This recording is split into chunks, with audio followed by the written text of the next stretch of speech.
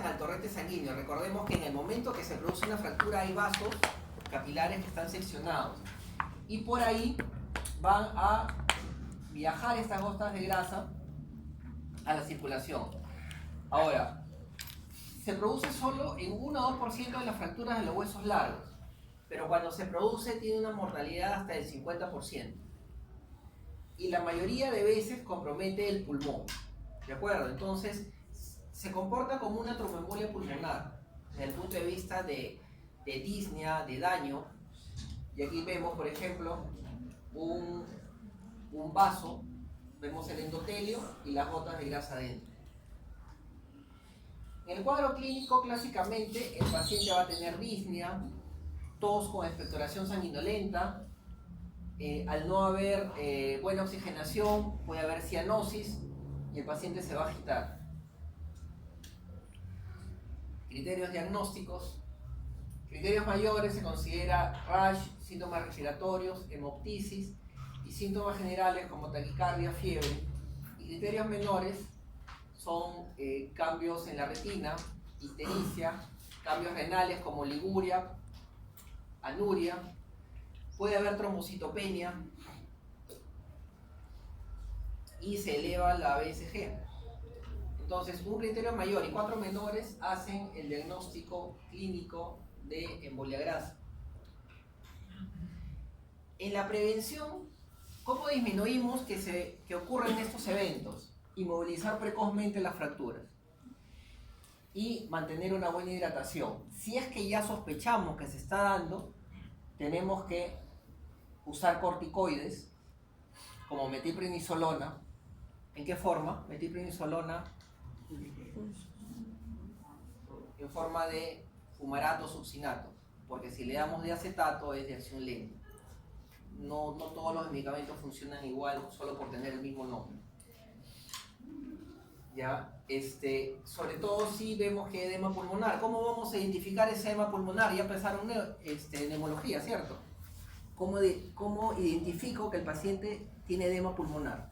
Además de que hay disnea.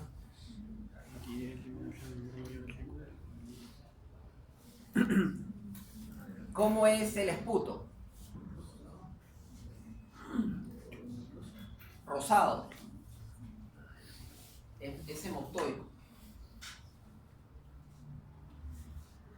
Bueno, otra complicación, y esto sí es mucho más frecuente y lo van a ver en algún momento, porque no solo lo van a ver como traumatólogos, sino en muchas especialidades, es el aumento de la presión en un espacio delimitado por fascias o tabiques aponeuróticos. Aumenta la presión y esto ocasiona una disminución de la perfusión tisular que lleva a isquemia, tanto de músculo pero también de nervios. Entonces, clínicamente, dolor que aumenta cada vez más. Si tengo un compartimental en el brazo, tengo un dolor que progresivamente aumenta más porque hay compresión tanto de los nervios, compresión de los vasos. ¿Y qué voy a colapsar primero, la arteria o la vena? La vena, porque tiene menor presión. Entonces, si colapso la vena, va a seguir llegando flujo porque todavía no tengo colapsada la arteria. ¿Y eso qué va a hacer? Al disminuir el retorno, va a aumentar el edema. Se convierte en un círculo vicioso. Mayor edema, mayor dolor, mayor presión. ¿De acuerdo? Eso va a haber dolor, progresivamente va a aumentar, cada vez va a aumentar más el volumen, va a aumentar más la tensión, puede haber parestesias, si estoy comprimiendo un nervio, frialdad, palidez y ya cuando esto avanza mucho, ausencia o no de pulso e incluso si la necrosis es irreversible, varias horas, llegamos a la amputación. Esto también puede darse si coloco un yeso. Coloco un yeso y el paciente dice, bueno, tengo el brazo enyesado, pero yo puedo seguir corriendo, soy maratonista y voy a correr, quiero correr. Pero ahí aumenta el gasto cardíaco, aumenta la presión y al no haber movimientos del miembro, va a haber mayor edema. Y esto puede comportarse como un síndrome compartimental, porque aumenta la presión y no va a tener un tabique que lo limita, va a tener un yeso que lo limita. ¿De acuerdo? Entonces, lo que estamos hablando es, y se comporta igual, aumenta la presión, aumenta el dolor. El tratamiento de un síndrome comportamental es la fasciotomía. ¿De acuerdo? Siempre hay que hacer una fasciotomía, no tenemos alternativas. Si tenemos un paciente, por ejemplo, que esté en UCI, que no va a tolerar un procedimiento mayor, se puede hacer solamente 2 cortes en piel, se divulsiona hasta llegar a la fascia, un pequeño cortecito, con una tijera larga, se trata de abrir la fascia. En ambos sentidos, por acá también. Ya no voy a tener como límite la fascia, tendré en ese momento ya como límite la piel, que es un poco más laxa. Ahora, ¿en qué otros casos, además de trauma, se puede dar un síndrome comportamental? Vamos, ¿qué otros casos? Ya llevaron cirugía, ¿cierto? No. Infecto, ya llevaron. ¿Mordeduras de qué? De arañas, es más frecuente de serpientes. Esta fue una mordedura de serpiente.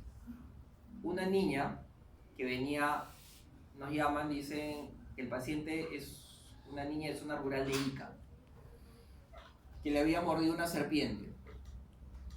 Ustedes ya llevaron infecto, ustedes lo van a recibir a este paciente. Entonces se comunican con infecto o directamente con chorrillos para que les preparen el suero, ¿cierto? Entonces, ¿qué serpiente sospechan que va a ser? Ya llevaron infecto, no me pueden decir que no. De la costa peruana. ¿Cuál es la serpiente más frecuente de la costa peruana? ¿Cuál? De la costa del Amazonas, es ese.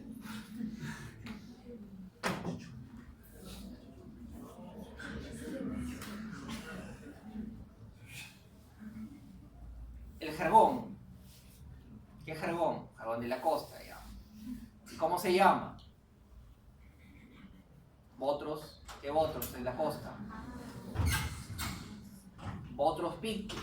Si ustedes van a recibir a este paciente y le van a pedir un suero para una laxesimutas o otra cosa, simplemente se va a morir. ¿Qué otro caso puede haber un síndrome comportamental? Ya dijeron mordeduras. Mordeduras de araña también. El oxocelismo puede producir síndrome comportamental. Quemaduras. Quemaduras porque hay mucha efusión. Se produce un gran edema. Muy bien, quemaduras. ¿Qué más?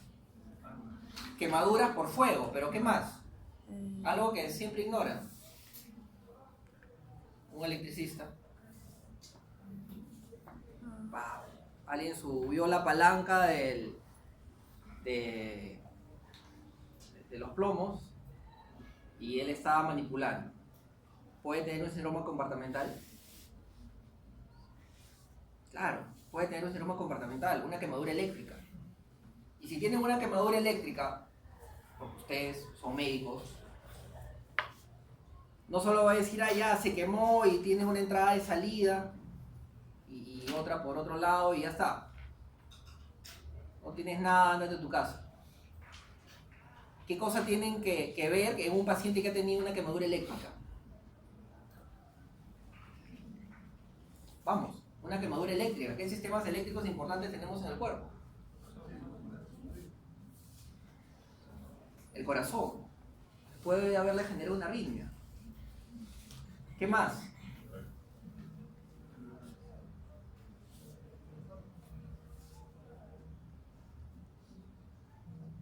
¿Qué más? Si tenemos una quemadura eléctrica y ya hemos visto que está bien el corazón, ¿qué otra cosa tenemos que estar seguros? Un examen de orina. porque podemos estar generando una lisis. Puede haber un taponamiento renal por pigmentos. Eso también llegará a un nefro, ¿cierto? Si no llegó a nefro. Bueno, si tenemos un daño renal secundario, una quemadura eléctrica, tenemos que hacer todo el manejo, hidratar, el corticoide, etc. En este caso, era un síndrome compartimental. Cuando es un miembro superior, normalmente no se hace un corte sobre la piel, sino se hace en zigzag. Se ingresa 48 horas después nuevamente a lavar y a tratar de cerrar, a afrontar lo más que se pueda.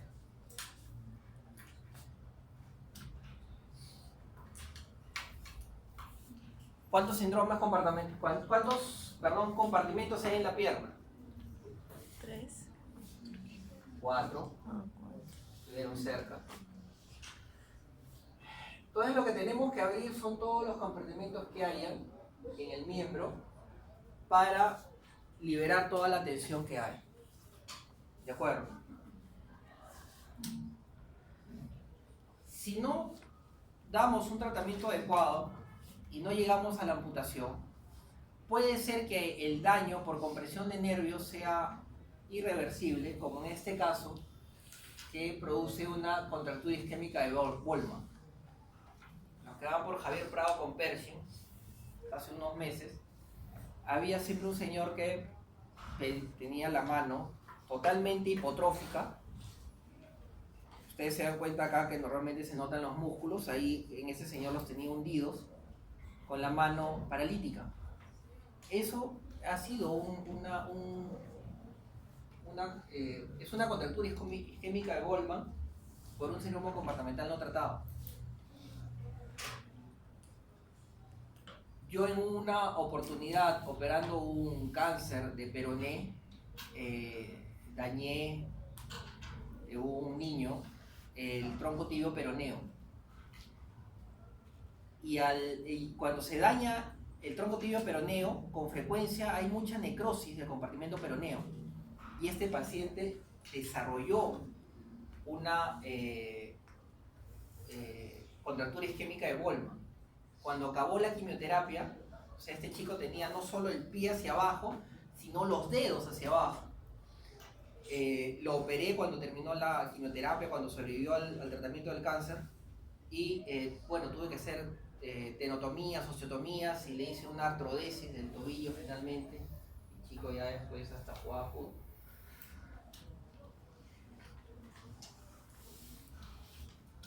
¿Qué es más frecuente en un síndrome compartimental? ¿En una fractura abierta o en una cerrada? En la cerrada. Mal. Una fractura abierta, porque es un trauma de mayor energía. Los traumas de mayor energía es más probable que haya un mayor daño de partes blandas y por lo tanto se produzca un síndrome compartimental. ¿Ya? No hace mucho recibo a un chico que había estado en su moto, se había ido a Luna Buena y se había estrellado en una de las curvas y tuvo una fractura expuesta de la pierna. Lo trajeron acá como 6 horas después y obviamente estaba, bueno, ya llegó en un síndrome compartimental. Este chico de frente llegó a hacer una limpieza quirúrgica y hacer una fasciotomía de emergencia.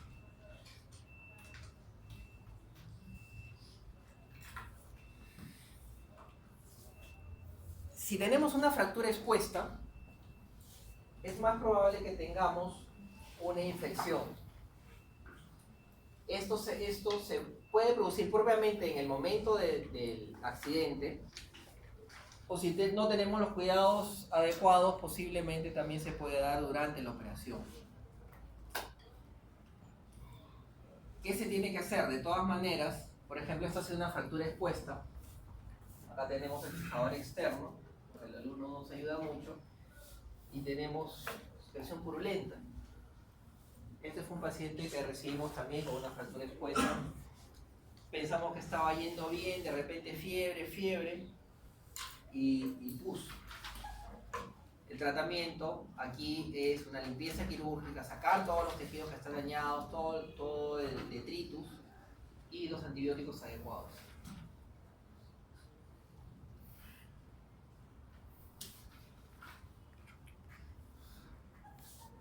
Shock hipovolémico. El paciente, por el propio, así no vea un charco de sangre, por el hecho de haber tenido un accidente o una fractura, puede almacenar sangre en cavidades y puede llegar a producir o encontrar al paciente un shock hipovolémico. Si tenemos pérdidas importantes, si hay la posibilidad en centros grandes, pensar en hacer una angiografía y si es necesario una embolización.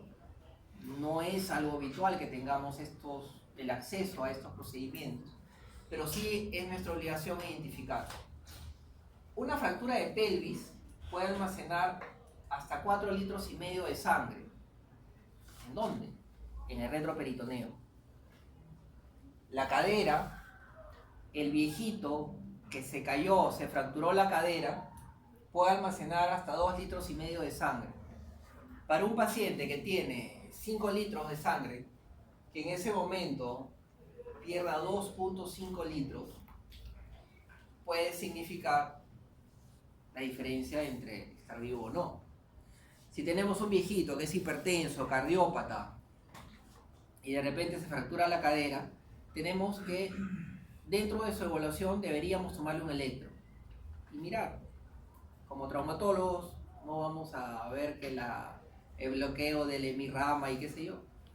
Tenemos que identificar lo que para nosotros puede poner en riesgo la vida de ese paciente. Desnivel de CT, ondas Q, no hay eso, puedo continuar, lo hidrato y ya, vamos tranquilos. Pero puede ser que ese paciente esté infartando. Y si no lo identificamos, posiblemente lo guardo, ¿no? Su tracción, mañana te vemos y mañana va a estar muerto. Algo muy frecuente, por ejemplo, un tobillo, medio litro, no es mucho. Generalmente, pacientes jóvenes también, no suele haber riesgo de vida, riesgo de que vaya a morir, ¿no? Entonces, ¿qué otras causas en un paciente politrauma? Ya todos hicieron su seminario, ¿cierto? ¿Qué otras causas pueden haber de shock en un paciente politraumatizado, pero causas distintas a la hipovolemia?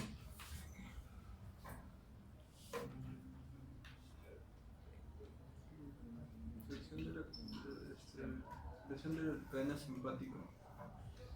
Neurogénico. Neurogénico. Ya, ¿qué más?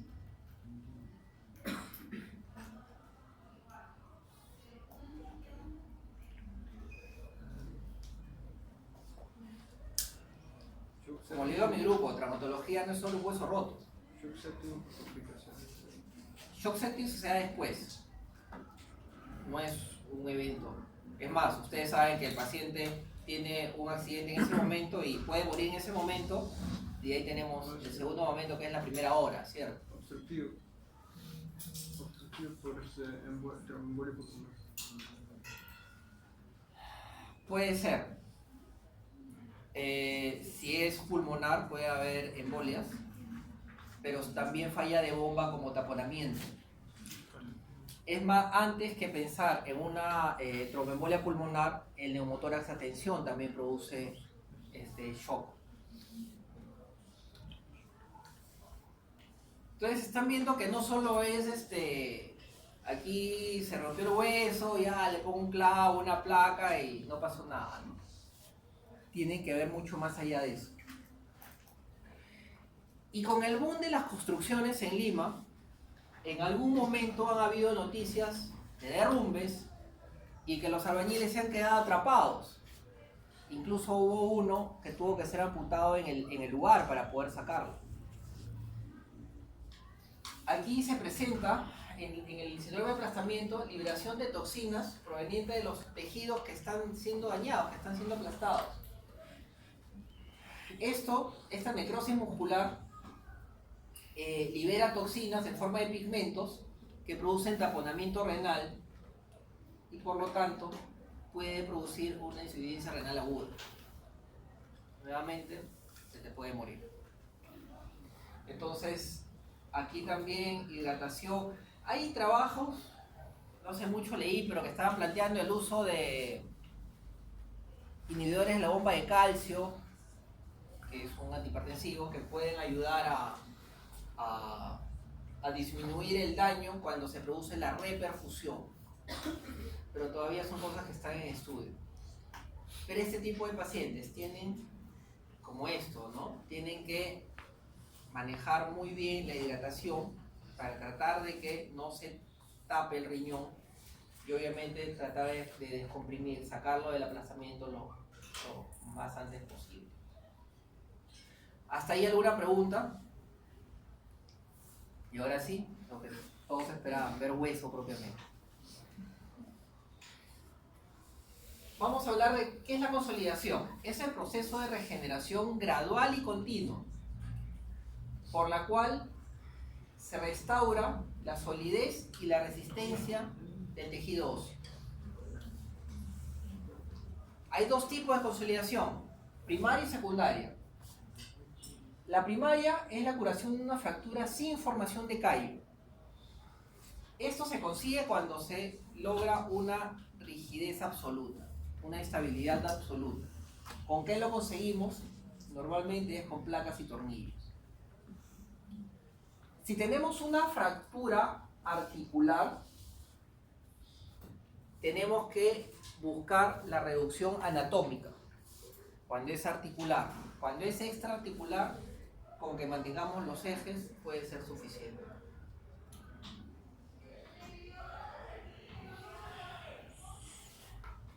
La consolidación primaria se produce por una reducción anatómica de los fragmentos y hay ausencia de movimiento.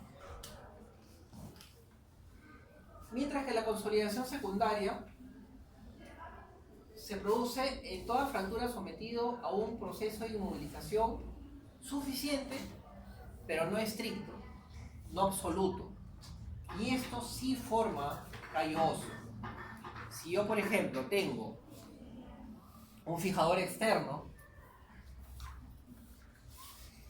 cuanto más alejado estoy del hueso, va a ser menos estable, ¿de acuerdo? Cuanto más cerca es más estable. Si tengo un fijador externo, va a haber movimientos. Si tengo un yeso, una fractura que voy a manejar con un yeso, también.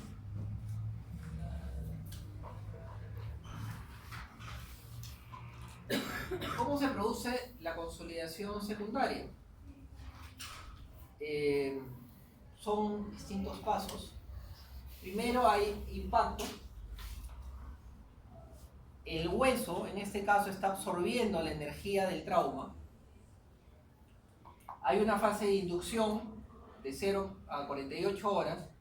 Hay un hematoma que se produce en el lugar, en la zona de la fractura.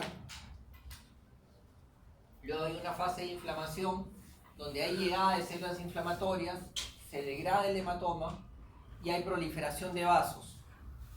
Esta es la fase de inflamación. Y luego la formación de un callo blando. Esto se produce entre la segunda y la tercera semana. De ahí que muchas veces tenemos un paciente que estamos manejando de manera conservadora con un yeso, le retiramos el yeso entre la segunda y la tercera semana para empezar a lograr algunos movimientos, no para que haga fuerza, no para que pise, para disminuir la posibilidad de que tenga rigidez. ¿De acuerdo? Entonces, proliferación del periósteo, se forma un tejido de granulación y esto posteriormente se va transformando a tejido fibroso, condroide y finalmente osteoide. Luego viene la formación de un callo duro, que es básicamente el callo blando que se está calcificando, osificando realmente, con depósitos de hidroxiapatita. Y luego ya viene la fase de remodelación, que es mucho más largo, puede durar incluso años. Sin embargo, por ejemplo, si tenemos un niño, un neonato, que ha tenido una fractura de clavícula, que es muy frecuente, una fractura obstétrica de clavícula, ese paciente a la semana posiblemente ya esté consolidado y sienta un callo, y posiblemente a los 6 meses ya no haya rastro de que hubo una fractura. Pero no siempre esto se produce en esta sucesión de eventos, ¿no? Tan bonito y tan ordenado. ¿A qué llamamos retardo de consolidación? Es el proceso de osteogénesis reparativa que todavía se está dando, este proceso de consolidación, pero se produce a una velocidad menor, es más lenta, pero aún se sigue dando. Causas de retardo de consolidación, todo esto, a veces cuerpos extraños en el foco de fractura, mala irrigación, si hemos operado, quizás hemos desperiostizado, hemos quitado mucha irrigación al hueso y tenemos algunas de las características que es movilidad anormal y dolorosa, todavía duele. Esta es una de las características. El retardo de consolidación todavía duele, mientras que la pseudoartrosis que vamos a ver ya no. La pseudoartrosis ya se detuvo el proceso de consolidación, ya no hay mejoría. Se trata de un proceso patológico donde se forma una cicatriz en el foco de fractura. Y también una de las principales causas es una irrigación inadecuada. Por ejemplo, esto de acá, se afila uno de los bordes, eso se llama una pseudoartrosis oligotrófica o atrófica, que es en punta de lápiz. Y normalmente hay dos zonas, una convexa y una cóncava, que tratan de simular una articulación en la zona de la fractura. Nuevamente, cuando hay mucha separación de los fragmentos, hay interposición de partes blandas, no hay contacto entre los huesos fracturados, hay una insuficiente vascularidad, no va a haber consolidación.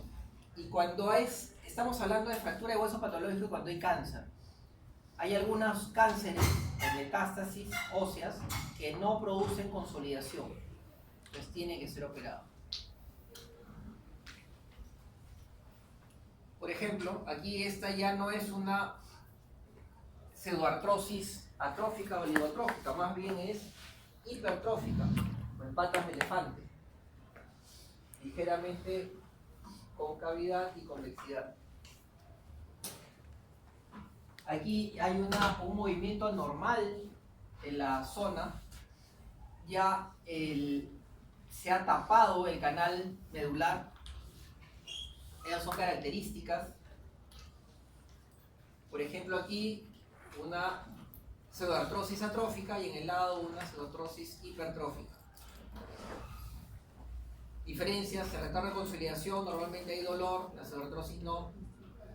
Hay crepitación todavía en el retardo de consolidación, la pseudoartrosis no o muy baja. El foco de fractura se mueve más en una pseudoartrosis. La esclerosis de los fragmentos en los bordes ya se da en la pseudoartrosis y el canal medular es obstruido.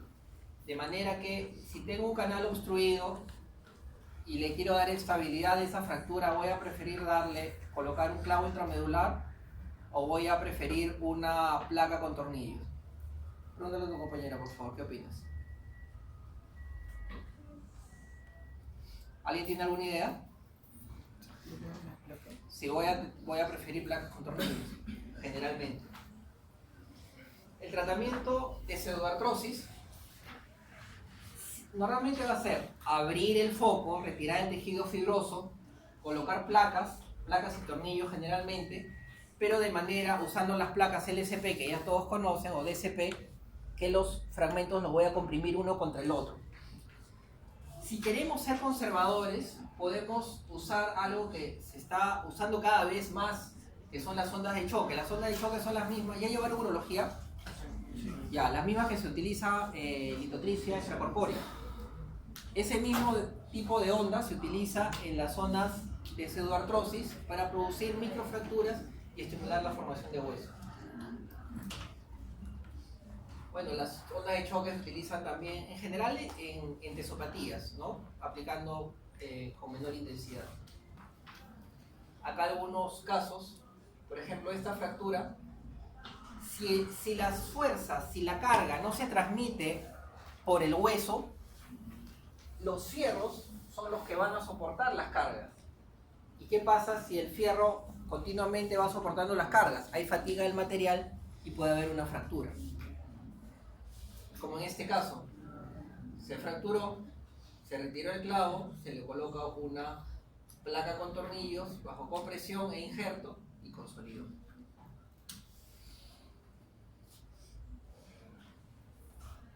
¿Quién me puede decir algo de qué puede haber pasado con este paciente?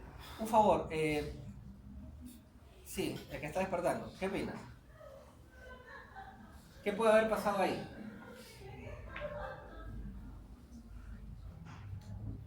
¿Alguna idea? ¿Qué ha pasado con este paciente?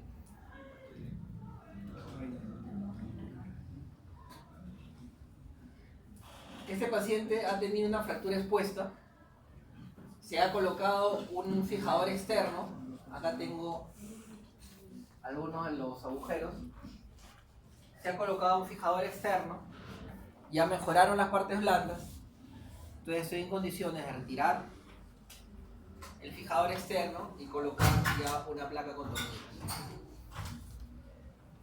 De acuerdo, entonces yo encontré esta placa, este no es mi paciente, pero ya puedes hacer toda la historia simplemente viendo la placa. El fijador externo no es un tratamiento definitivo, es un tratamiento temporal.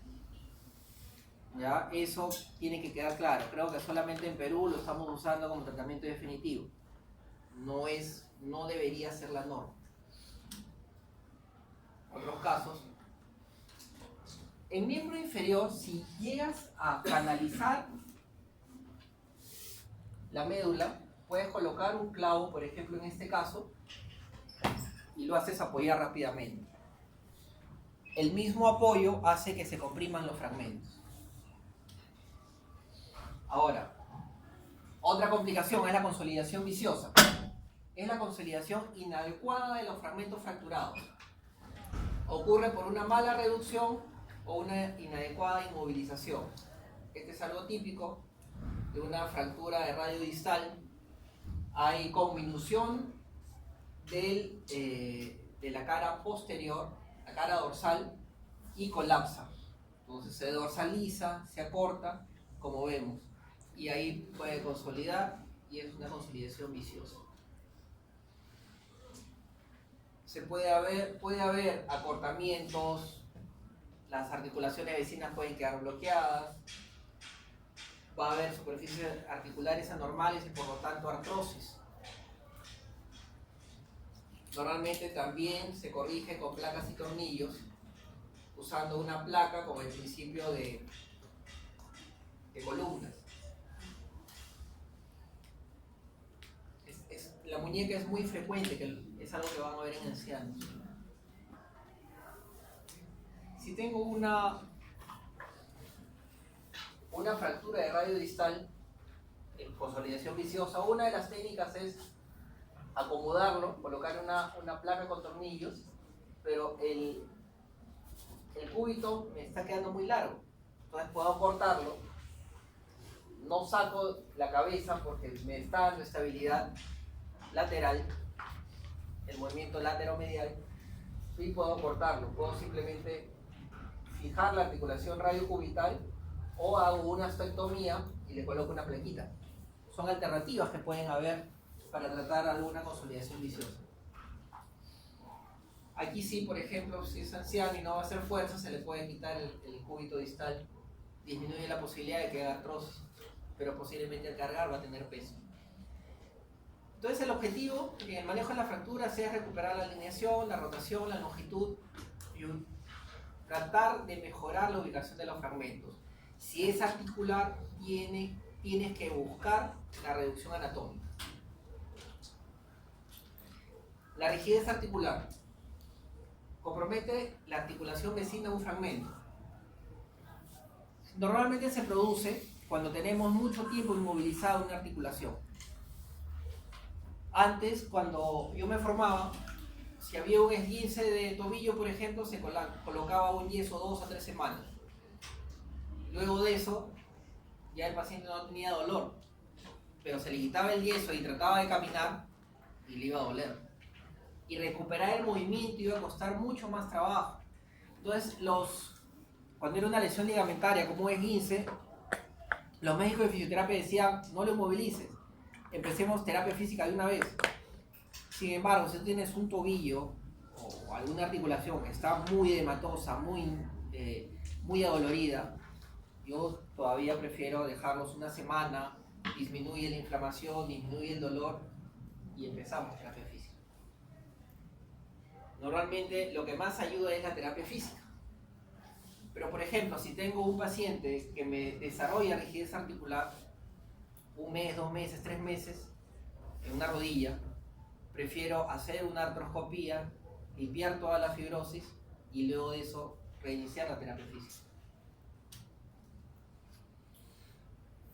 ¿Alguna pregunta hasta ahí?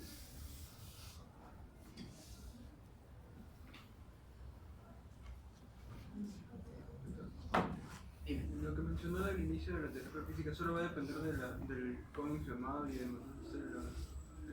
Cuando hay fracturas, de preferencia, uno de los principios del tratamiento de las fracturas, cuando lo operas, es darles la estabilidad suficiente que va a soportar movimientos. Movilización precoz. Entonces, si yo tengo un paciente que le opero una muñeca o una cadera, paso unos 5 días que mejore un poco la herida y cuanto antes haga terapia física mejor. Para eso eso es uno de los objetivos del tratamiento de las fracturas, tratamiento quirúrgico de las fracturas. Ya, la necrosis avascular de cadera, postraumática. Se daña la irrigación de algún fragmento. Por ejemplo, si tengo una fractura subcapital, todos sabemos que por aquí van los vasos que van a irrigar la cabeza. Si tengo una fractura a este nivel, posiblemente me vaya a desarrollar una necrosis. Lo mismo pasa en la cabeza del húmero, en el escafoides, la cabeza del astrágalo y menos frecuente en los cuerpos vertebrales. Hay otras causas de necrosis avascular de cadera, no solamente traumáticas. ¿Cuáles son otras causas de necrosis avascular de cadera? ¿Cuál? Las luxaciones, claro. Es más, se considera más una emergencia mayor una luxación a una fractura. ¿De acuerdo? ¿Qué otro caso puede haber necrosis avascular de cadera, además de traumáticas? Osteopicoides. Muy bien, ¿qué más? No, osteocondritis. ¿Una qué? Osteocondritis. No. ¿Qué más?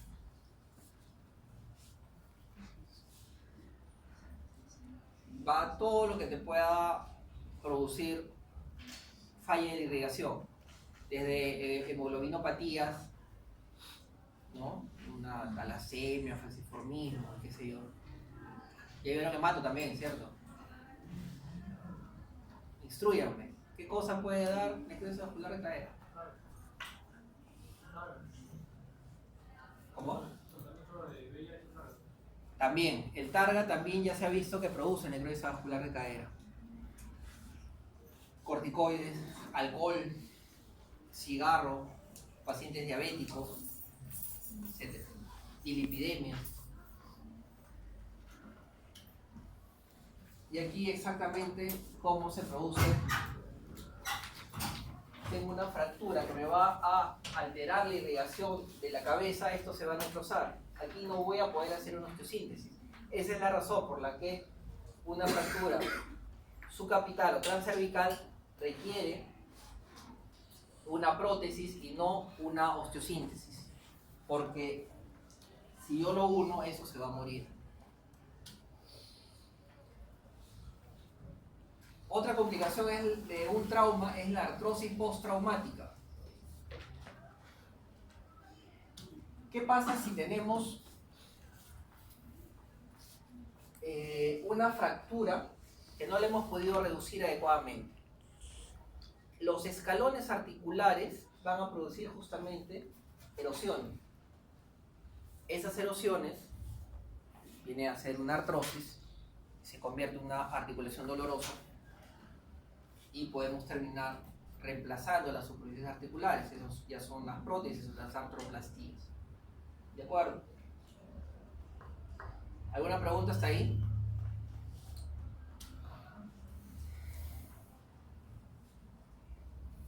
Ya llevaron hemato también, ya me dijeron.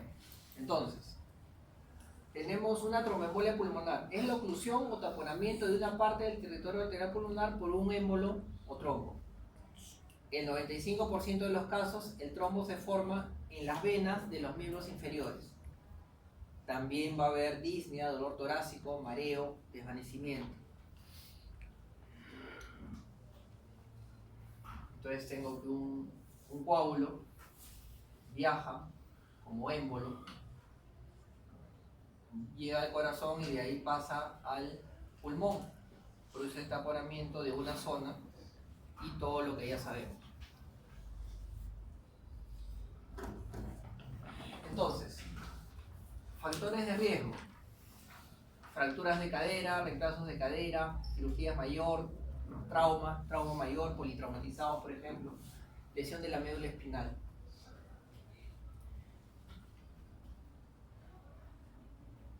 Si toman en cuenta todos los riesgos que hay o pacientes que van a tener o pueden tener una tromboembolia pulmonar, los pacientes que han sufrido un trauma, pacientes de ortopedia, van a tener la mayor posibilidad de hacer tromboembolias pulmonares.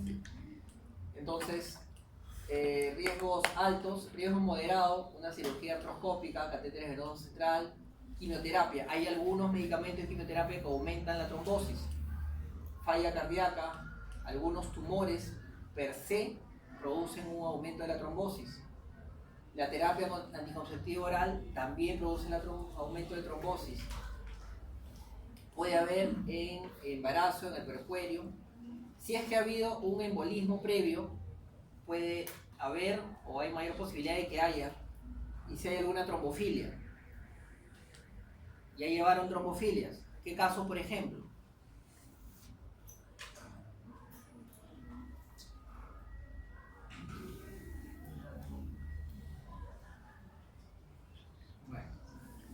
Tienen creación de la proteína CS y cosas que ustedes deberían recordar mejor que yo. Tiene que haber mucha relación, o sea, el traumatólogo tiene que ir, si no conoce algún aspecto, tiene que solicitar apoyo. Porque, por ejemplo, si tengo un paciente anciano que tengo una fractura de cadera y le voy a colocar una prótesis de cadera, voy a tener mucha posibilidad de que ese paciente haga una trombosis. Y si aún más ese paciente tenía cáncer, un cáncer de mama, y le estoy aumentando y estoy con algunos medicamentos, terapia hormonal que se le da a pacientes con mama, por ejemplo, aumentan la trombosis. Entonces necesito ayuda, necesito que un hematólogo nos ayude con la medicación que le vamos a dar. La prevención, medidas antiembólicas, la anticoagulación profiláctica, lo más común para nosotros son las aspirinas de bajo peso. El tratamiento, la estabilización, anticoagulación plena, fibrinolisis, que esto ya se hace normalmente por parte de hematología en cuidados intensivos. Y hay algunas enfermedades que producen una gran cantidad de trombos que viajan y producen taponamiento, no solo tromboembolias pulmonares, sino isquemias cerebrales. En esos casos se tiene que colocar un filtro en la vena cava. Muy bien. ¿Alguna pregunta? Han sido varios temas.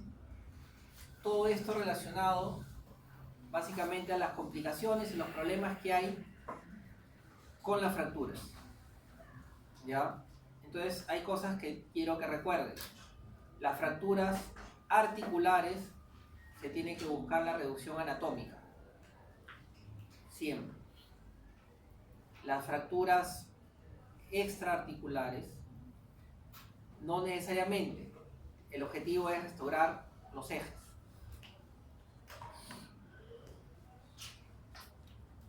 Tenemos que pedir ayuda en el manejo, sobre todo si tenemos un problema en que sospechamos de un daño renal o sospechamos de que el paciente puede tener algún problema como una tromboembolia con hematología. ¿De acuerdo?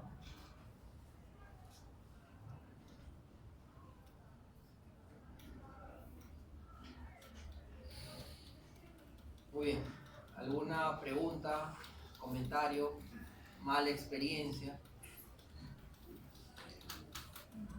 Hay fracturas que, por ejemplo, si tienen un paciente con una osteogénesis imperfecta, ¿saben lo que es la osteogénesis imperfecta? Sí.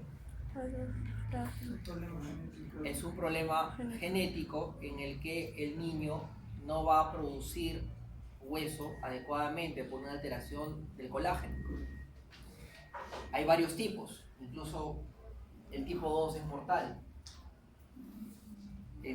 ¿Ustedes se acuerdan en el congreso, no este que se ha cerrado, sino en el anterior, había un comentarista deportivo que era congresista, el Angelito? Él tiene osteogénesis imperfecta.